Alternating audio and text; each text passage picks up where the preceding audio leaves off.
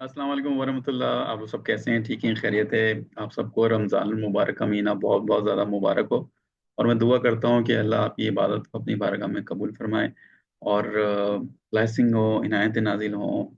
और हम दुआ है कि इस अ, महीने में हम जितना हो सके जो है वो फ़ायदा हासिल कर सकें। बहुत ज़्यादा माज़रत चाहूँगा कि हमारी काफ़ी सारी चीज़ें डिले होती आई हैं। उसके पीछे बहुत सारे रीज़न्स हैं। कुछ रीज़न्स ऐसे हैं जो मैं आपके साथ शेयर कर सकता हूँ, कुछ रीज़न्स ऐसे हैं जो मैं शेयर नहीं कर पाता। असल में आप लोगों के लिए फ़र्द वाहिद मैं हूँ और मेरे लिए आप बहुत ज़्यादा लोग हैं, बहुत ज़्यादा अवाम है, हमारे स्टूडेंट्स हैं, मेरे फॉलोवर्स हैं दुनिया भर से। डेली बेसिस पे कॉल आती हैं, डेली बेसिस पे मैसेजेस आते हैं, लोगों के मिलने की बहुत ज़्यादा ख्वाहिशात हैं, लेकिन मैं लोगों से मिल भी नहीं पाता, टाइम की बहुत ज़्यादा कमी है, मसरूफ़ियात बहुत ज़्यादा हैं और इसलिए हमने सोचा कि कुछ अ, वीडियोज़ की तरफ हम आए जाए और बहुत सारी चीज़ें जो हमने अब तक सीखी हैं और उन सेशंस में हम सीख नहीं पाए। वीडियोज़ में भी कुछ चीज़ें हमारी क्लियर नहीं हो सकी, तो हम मैंने चाहा कि हम एक काम करते हैं कि तफ़सील से बात करते हैं हर एक चीज़ के ऊपर। बहुत ज़्यादा तफ़सील से डिटेल में बात करते हैं, कॉन्सेप्ट हमारे क्लियर हों क्योंकि जब चीज़ हमें खुद को ही नहीं आएगी तो हम अपने क्लाइंट को आगे कैसे एजुकेट कर सकेंगे। आज की मेरी वीडियो मेरे स्टूडेंट्स के लिए, आज की मेरी वीडियो मेरे फॉलोवर्स के लिए, आज की मेरी वीडियो हर उस शख्स के लिए जो हर 1 सेकंड बाद मुझे कॉल करता है और मैं उससे बात नहीं कर पाता। और उसकी ख़्वाहिश ये है कि वो मुझसे मुलाकात करे, उसकी ख़्वाहिश ये है कि वो जाने कि ये गाड़ियों का काम जो है वो क्या है, ये गाड़ियों का काम जो है वो किस तरह होता है। आप जो अपनी वीडियोज़ के अंदर बोलते हैं कि आप $1000 कमा सकते हैं या जो भी मेरी मुख्तलिफ़ किस्म की वीडियोज़ है, मुख्तलिफ़ कंटेंट है, उसमें मैंने काफ़ी सारी मुख्तलिफ़ बातें करी हैं, तो वो सब लोग जानना चाहते हैं कॉल्स पर। और उसके लिए ये होता है कि ऑनलाइन प्लेटफ़ॉर्म के ऊपर बहुत ज़्यादा जो है वो स्कैम है, बहुत ज़्यादा स्कैम है, लोग डरते हैं। और 2 साल पहले जो मैंने एक शुरुआत की थी और जिसकी मैं कोशिश ही कर सका कि अब तक कि मैक्सिमम लोगों को सिखाया जाए और मैक्सिमम लोगों को ऑफ़र किया जाए कि मेरे प्लेटफ़ॉर्म पे आके मुझसे जुड़ें।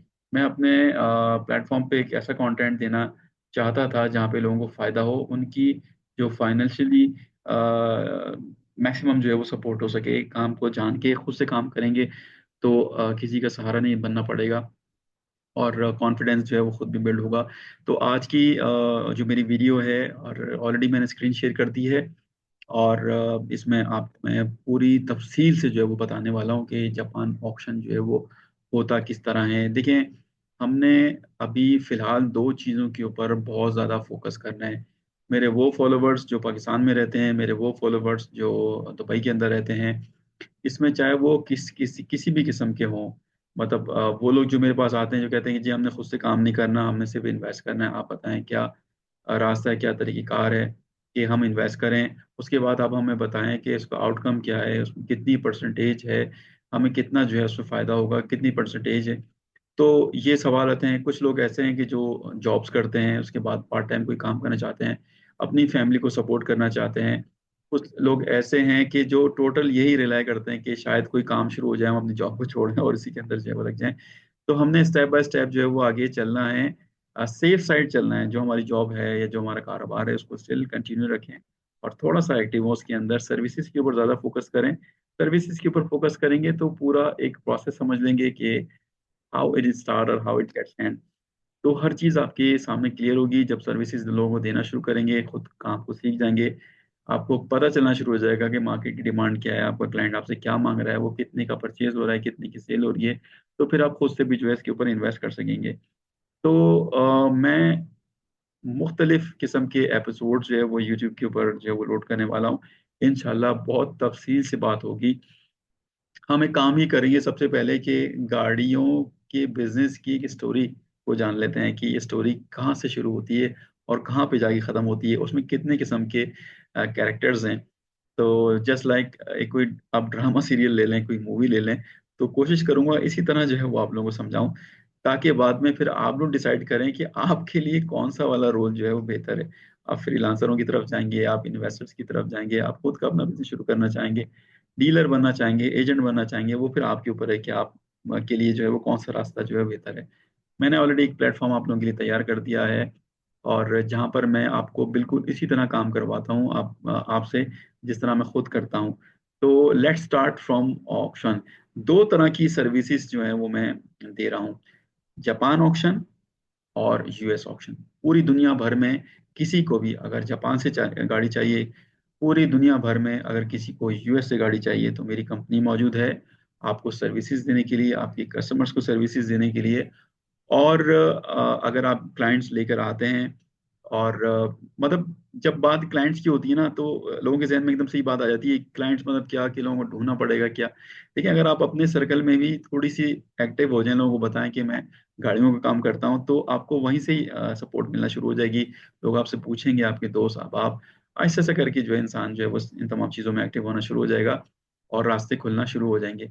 एक आपकी गाड़ी सेल हो जाती है, इंशाल्लाह दरवाजे खुल जाएंगे। तो दो तरह की सर्विसेज की मैं बात कर रहा हूँ, पहला जापान ऑक्शन, दूसरा जो है वो यूएस ऑक्शन। किसी को भी पूरी दुनिया भर में इन जगहों से अगर गाड़ी चाहिए, वो सारा प्रोसेस मैं आप लोगों को सिखाऊंगा कि किस तरह जापान से गाड़ी जो है वो परचेज की जाती है, उस पर क्या खर्चे आएंगे, किस तरह गाड़ी कराची पोर्ट तक पहुंचेगी, किस तरह गाड़ी यूएई पोर्ट तक पहुंचेगी, और उसमें मतलब क्या हमारी कंपनी जो है वो किरदार है, और वो हम आपको किस तरह सपोर्ट कर पाएंगे। इन वीडियोस के अंदर आप वो सारी चीज़ें जानते रहेंगे। और सबसे बहुत ही अहम बात वो ये कि मेरा यूट्यूब का चैनल जो है वो आप लोग अभी इसी वक्त सब्सक्राइब करें और वीडियो को लाइक करें। वो इसलिए क्योंकि जो एपिसोड की बात मैं आप लोगों से करने वाला हूँ, वो मैं मिक्स नहीं होंगे मेरे एपिसोड के। मैं हर चीज़ के ऊपर जो है वो एक ही वीडियो के ऊपर बात कर रहा हूँ।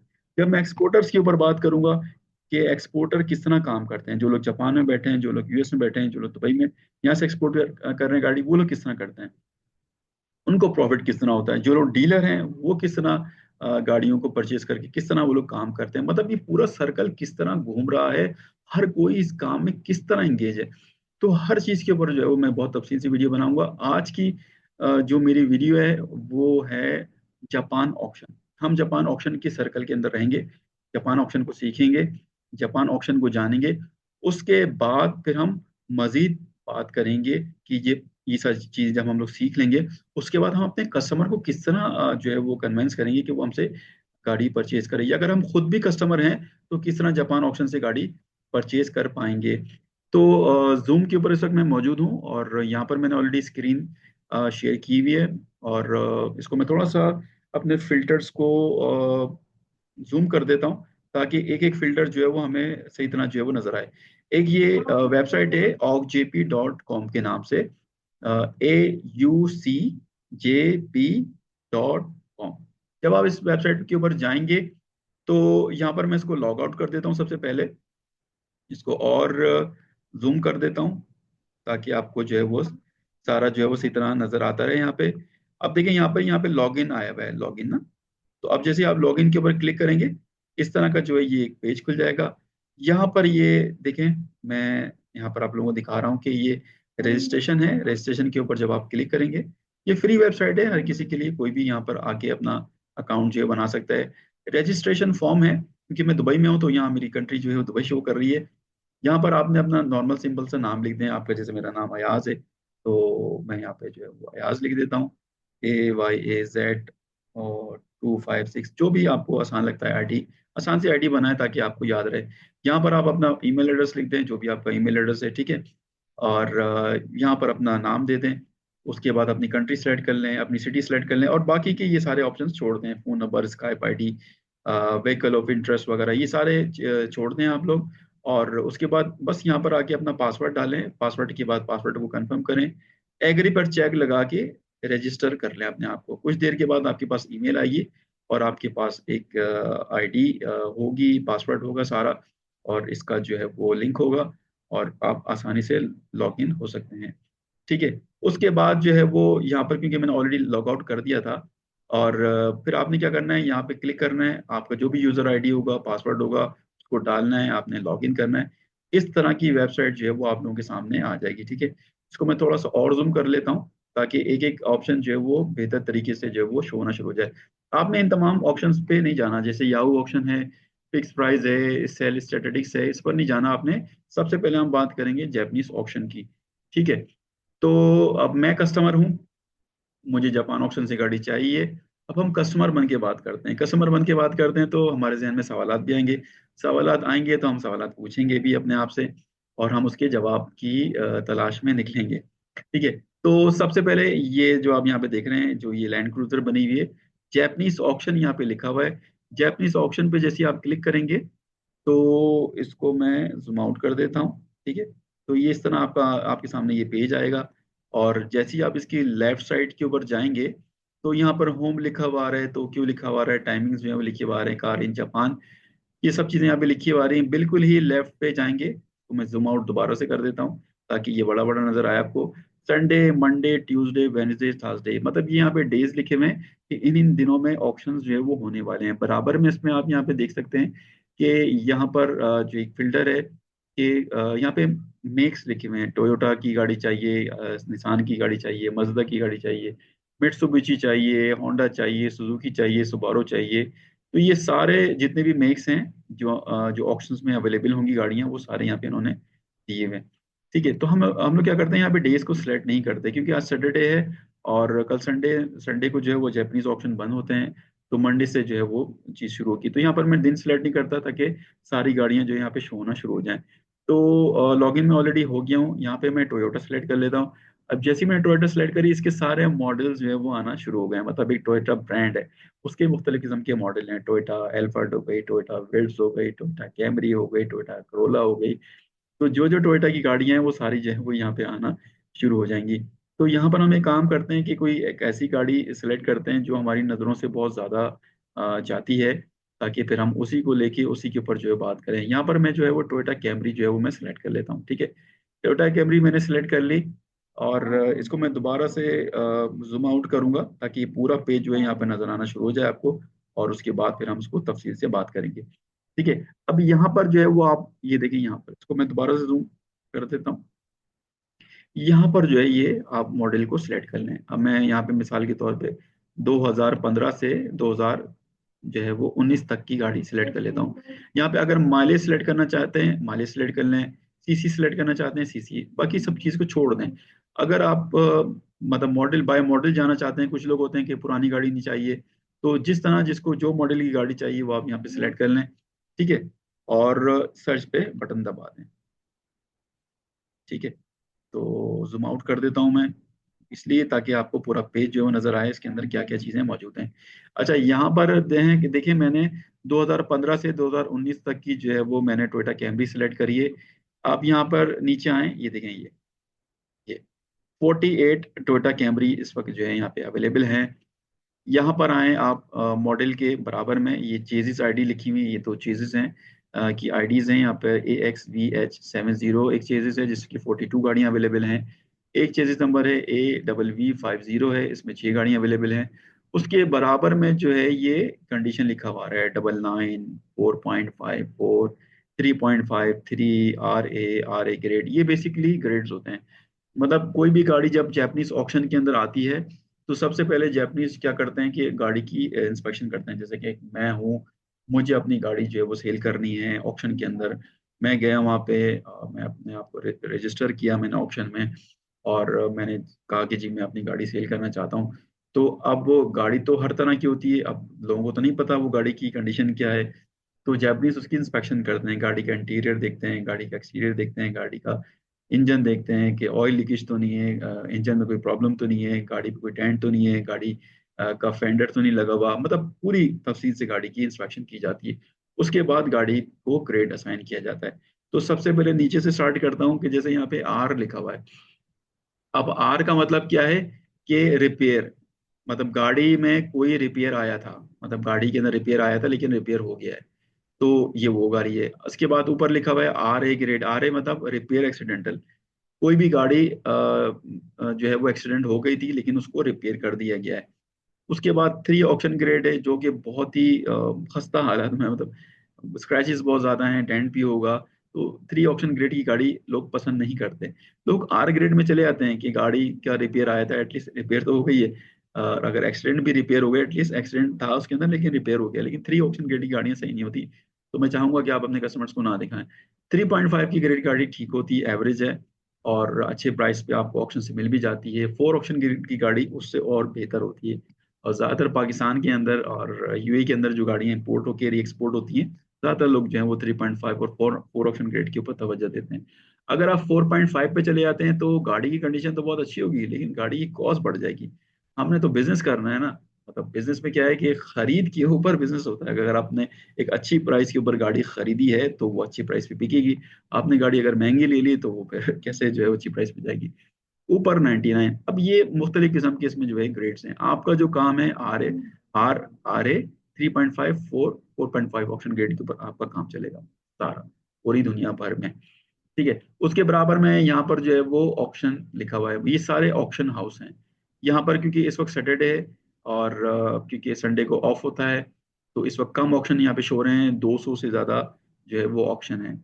यहाँ पर मैं आपको एक और चीज़ यहाँ पर ऐड कर देता हूँ कि जापान में मुख्तलिफ किस्म के पोर्ट है। अब जैसे यूएई की बात की जाए, अब यूएई के अंदर जो है वो सबसे बड़ा पोर्ट जो जबल अली है, शारजा पोर्ट है। कराची की बात की जाए पाकिस्तान की, तो वहाँ पे कराची पोर्ट है। इस तरह जापान में जो है वो मुख्तलिफ किस्म के पोर्ट हैं। उनके नाम क्या हैं? जो मेन पोर्ट हैं वहाँ के, जिसमें योकोहामा है जो वहाँ का शहर है, नगोया है, अकाता है, ओसाका है। ठीक है।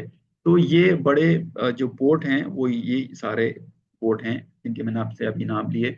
अच्छा, इसमें कोशिश ये की जाती है कि अगर कोई एक गाड़ी खरीद रहा है तो कोई मसला नहीं है।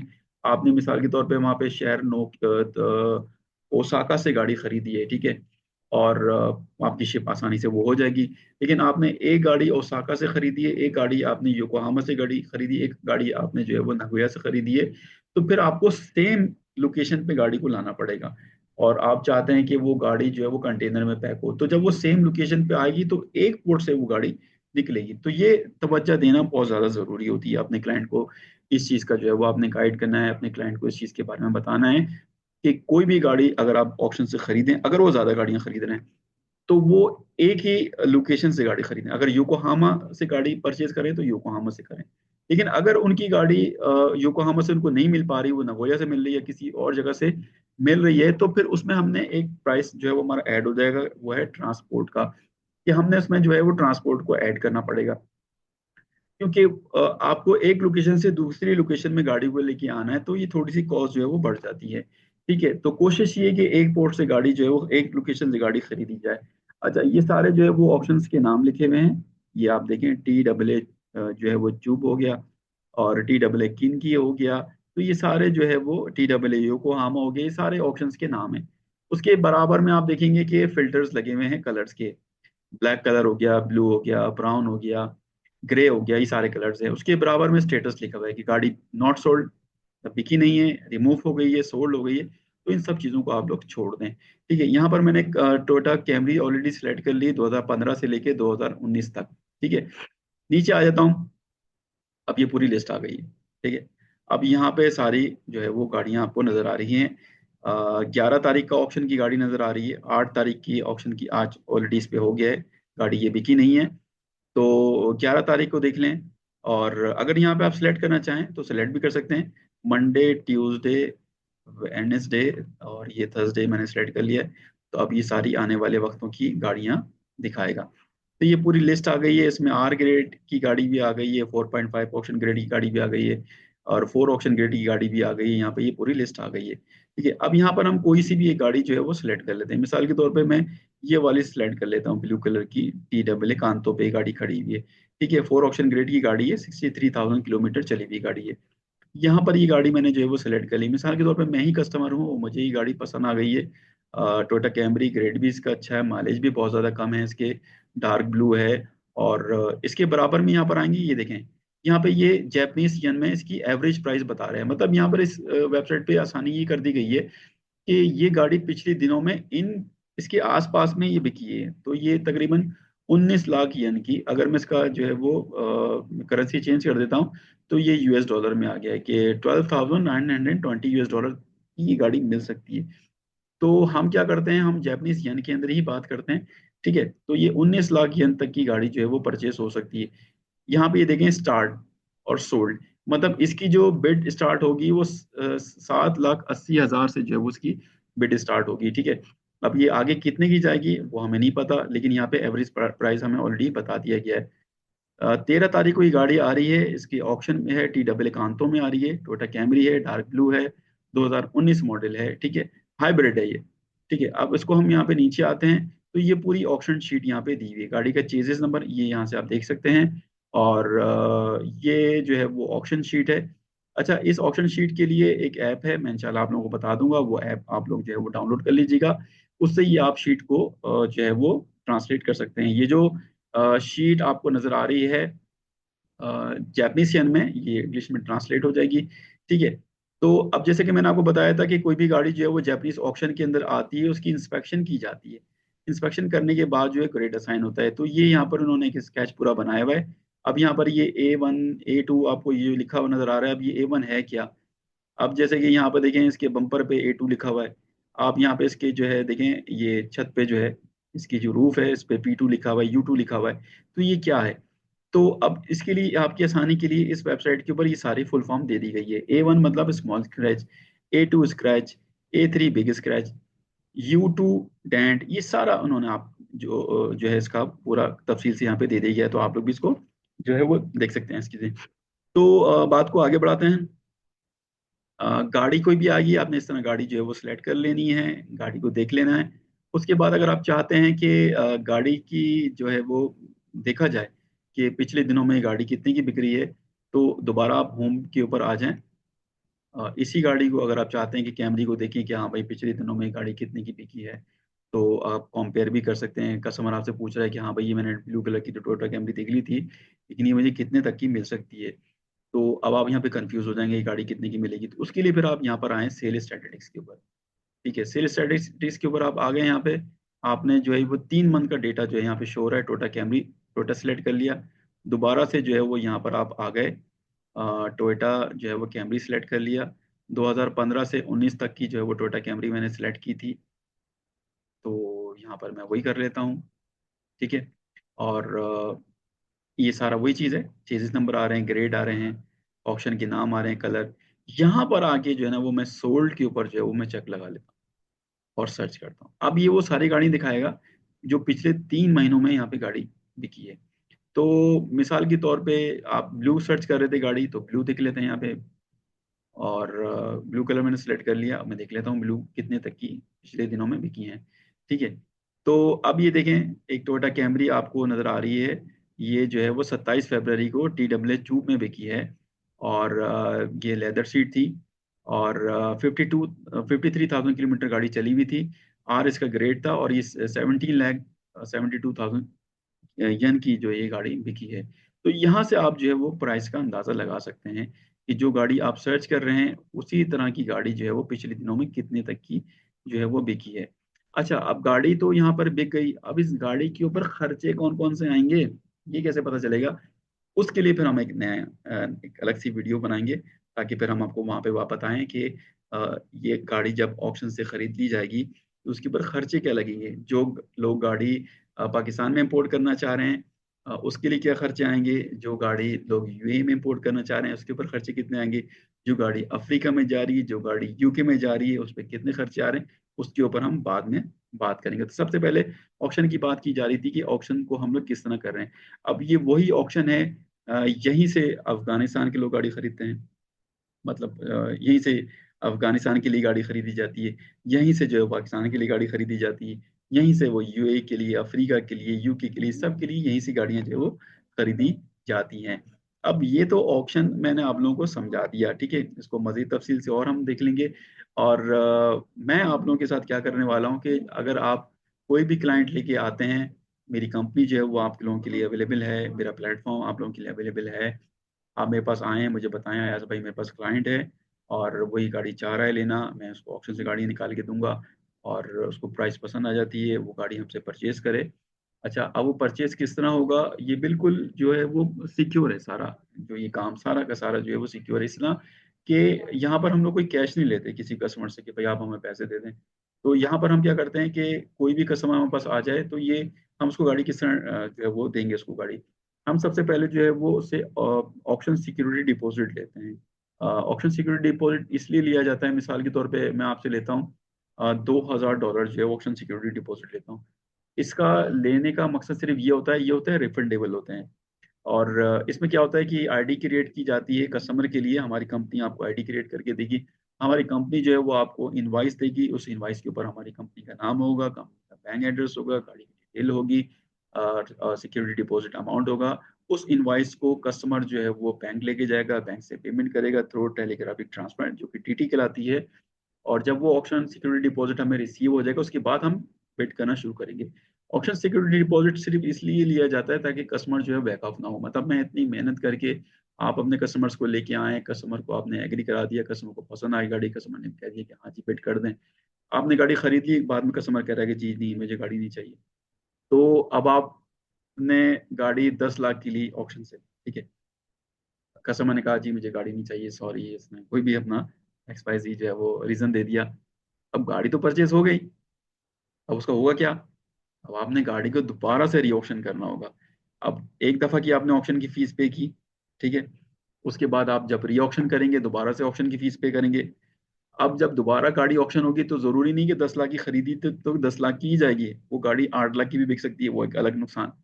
तो इन तमाम चीजों से अपने आप को सिक्योर करने के लिए हम कस्टमर से सिक्योरिटी डिपॉजिट लेते हैं, और कंपनी के टर्म्स एंड कंडीशंस कस्टमर को ईमेल करते हैं। कस्टमर जब इसको एक्नॉलेज करता है उसके बाद कस्टमर को इनवाइस जो है वो दी जाती है, और फिर उससे सिक्योरिटी डिपॉजिट लिया जाता है। इन तमाम चीज़ों में कस्टमर एग्री होता है तो उसके लिए ऑप्शन से गाड़ी परचेज की जाती है। गाड़ी परचेज हो जाएगी, उसके बाद विद इन 3 डेज कस्टमर को हमें पूरे के पूरे पैसे देने हैं गाड़ी के, ताकि हम गाड़ी की बुकिंग लें, गाड़ी की शिपमेंट अरेंज करें और गाड़ी कस्टमर को डिलीवर हम कर दें। तो ये एक हमारा छोटा सा मैंने चाहा कि एक एपिसोड आपके लिए बनाया जाए ऑक्शन से रिलेटेड, कि ऑक्शन से गाड़ी किस तरह खरीदी जाती है, किस तरह गाड़ी को ऑक्शन से जो है वो सर्च करना है, उसी ऑक्शन की पिछले मंथ में बिकी हुई गाड़ियों को कंपेयर करने के लिए कहाँ पे जाना है, किस तरह गाड़ी को हमने सेलेक्ट करना है। तो ये सारी चीज़ें आज मैंने कोशिश करी कि आपको अपनी इस वीडियो के अंदर बताऊं। तो इस वीडियो को जितना हो सके देखें और अपनी मर्जी से जो है इसको गाड़ियों को निकालें। मुझे उम्मीद है कि आज आपको ये छोटा सा हमारा एपिसोड पसंद आया होगा तो यकीनन मेरी इस वीडियो को लाइक करें, और जितना हो सके ज़्यादातर लोगों को फॉरवर्ड करें, और लोगों को सिखाएं। और कोशिश करें कि आप जहाँ पे भी रहते हैं, अगर आप पाकिस्तान में रहते हैं तो आपके करीब करीब में जितने भी डीलर्स हैं उनके पास आप जाके विजिट करें, उनसे कहें कि अगर आपको गाड़ी चाहिए जापान से तो हम आपको लेके देंगे।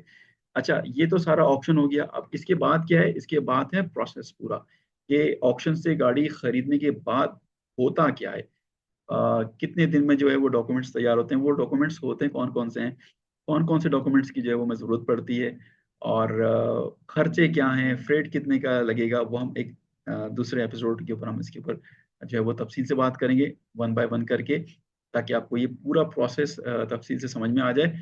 उसके बाद जो है वो फिर आप अपना काम जो है वो शुरू कर दें। देखें, कोई भी काम आप शुरू करेंगे सबसे पहले आपको किन किन चीज़ों की जरूरत पड़ेगी। सबसे पहले आपको मालूमात चाहिए कि काम होता किस तरह है, ठीक है। उसके बाद फिर आपको एक कंपनी की जरूरत पड़ेगी, आपने कानूनी तौर पर रह के काम करना है जहाँ पे भी आप रह रहे हैं, ठीक है। तीसरी आपको जरूरत पड़ेगी, आपको एक वेंडर चाहिए जो आपको जापान से गाड़ी दे, यूएस से आपको गाड़ी दे, ठीक है। तो ये तमाम चीज़ें करने के लिए फिर आपको एक वेबसाइट चाहिए, क्योंकि आजकल का ई कॉमर्स का ज़माना है, लोग ट्रस्ट नहीं करते। आप लोग आपसे कहें कि आपको जापान से गाड़ी चाहिए तो कस्टमर लोग डायरेक्ट पूछते हैं कि आपकी कोई वेबसाइट है, तो वो आपने एक वेबसाइट तैयार करनी है। तो मैंने इन तमाम चीज़ों को आपके लिए जो है वो आसान कर दिया है, और कंपनी भी आपके लिए तैयार की है, वेबसाइट आपके लिए तैयार की है, आपको अकाउंट क्रिएट करके दे रहा हूँ कि आप डीलर का स्टॉक हो, अपने जानने वालों का स्टॉक हो, आपका अपना स्टॉक हो, आप वेबसाइट पे लगाएं, हर तरह से जो है वो आप पैसे कमाएं। तो आज का एपिसोड में यहीं पर ही ख़त्म करता हूँ, और इंशाल्लाह हम दोबारा से मुलाकात करेंगे। और जब ये तमाम एपिसोड, मेरी कोशिश ये है कि तकरीबन 9 से 10 एपिसोड मैं रखूं इन तमाम चीज़ों के लिए, ताकि हम तफसील से जो है वो इन तमाम चीज़ों को सीखें। अगर आपको उन एपिसोड की तरफ नहीं जाना, आपने सिर्फ ऑक्शन की मतलब कुछ लोग हैं वो कहते हैं कि नहीं जी हम यूएस ऑक्शन की तरफ नहीं जा रहे, हमारा काम जो है वो सिर्फ जापानीज ऑक्शन के ऊपर, तो ये वीडियो फिर आपके लिए जो है इनफ है। आपको दूसरी वीडियो जो है वो प्रोसेस की देखनी पड़ेगी कि कौन कौन से डॉक्यूमेंट्स की हमें जरूरत पड़ती है, कस्टमर को कौन से डॉक्यूमेंट्स हमें देने होंगे, और वो जो प्राइस जो चार्ट है वो क्या होगा। मतलब जैसे कि मैंने आपको यहाँ पे दोबारा से आ जाता हूँ, यहाँ पे मिसाल के तौर पे मैंने यहाँ पे गाड़ी सिलेक्ट करी टोयोटा, ठीक है, और एल्फर्ट सेलेक्ट कर लेता हूँ। वीडियो को मैं ख़त्म कर रहा हूँ। बताने के लिए आपको एक मेन पॉइंट वो ये था कि जैपनीज बहुत सारे ऑप्शन हैं। अब ये ऑकनेट से गाड़ी परचेज करेंगे तो ये ऑकनेट वालों की ऑप्शन फीस कितनी होती है, हर ऑप्शन की फीस ऑक्शन हाउस की मुख्तलिफ फीस होती है। CAA गीफो से गाड़ी परचेज की जाएगी तो उस पर ऑक्शन फीस कितनी होगी, और CAA गीफो एक अलग जगह है, जैसे कि कराची एक अलग जगह है, इस्लामाबाद एक अलग जगह है, फैसलाबाद एक अलग जगह है। फैसलाबाद से गाड़ी कराची पोर्ट तक आएगी तो उस पर कितना ट्रांसपोर्ट आएगा, इस्लामाबाद से गाड़ी कराची पोर्ट तक आएगी कितना खर्चा आएगा, KPK से मतलब कहीं भी XYZ जगह है, वहां से कराची पोर्ट तक गाड़ी आएगी तो कितना डिस्टेंस है, उस पर कितने खर्चे होंगे। तो इसी तरह जो है वो उस पर कितने खर्चे आएंगे, तो वो मैंने एक पूरा आप लोगों की आसानी के लिए पूरा एक फ्लो चार्ट बनाया है और प्राइस चार्ट बनाया है आप लोगों की आसानी के लिए। तो वो मैं आपको अपनी नेक्स्ट वीडियो के अंदर एक्सप्लेन करूंगा। तो अपना एक अच्छा सा और बहुत ज़्यादा अपना ख्याल रखें, और मेरी इस वीडियो को देखें। दोबारा से कहूँगा कि सब्सक्राइब करें, और जो जो फ्रेंड्स या आप लोगों के जाने वाले हैं उनको ज़्यादा से ज़्यादा मेरी इस वीडियो को जो है वो शेयर करें। इंशाल्लाह एक्सपोर्टर, दोबारा से रिपीट करूंगा, इंपोर्टर, डीलर, ई कॉमर्स, ऑक्शनर्स, हर तरह का काम आप लोगों को मैं इंशाल्लाह सिखाऊंगा और अपने साथ जोड़ूंगा, और सब मिलके काम करेंगे। अपना बहुत ज़्यादा अच्छे से ख्याल रखिएगा। आपका भाई सैयद अयाज रज़ा। अस्सलाम वालेकुम।